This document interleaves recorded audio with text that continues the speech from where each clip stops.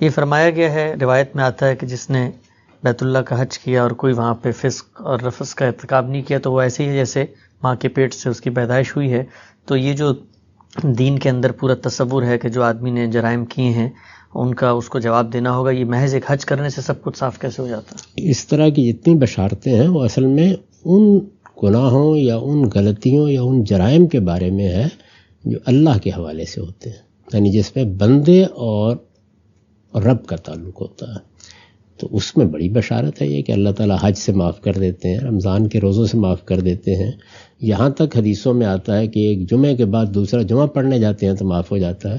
وہ اللہ تعالیٰ اور بندے کے معاملات ہیں۔ جہاں بندوں اور بندوں کے معاملات ہوں گے وہاں ظاہر حقوق قائم ہوتے ہیں، یا حق تلفی کی ہوگی یا کسی کی جان مال آبرو کے خلاف زیادتی کی ہوگی، وہاں کفارہ بھی ضروری ہے، وہاں پہ تلافی بھی ضروری ہے، وہاں ازالہ بھی ضروری ہے۔ اس کے بغیر کوئی چیز معاف نہیں ہوتی۔ تو یہ حقوق اللہ اور حقوق العباد کا فرق ہے۔ مثلا نماز میں کوئی کمزوری رہ گئی، کسی اور معاملے میں جو اللہ اور بندے کے درمیان ہے، کوئی پوشیدہ معاملہ ہے، اس میں کوئی غلطی کی ہے، کوتاہی کی ہے، 10 غلطیاں کوتاہیاں ہم سب سے ہوتی ہیں۔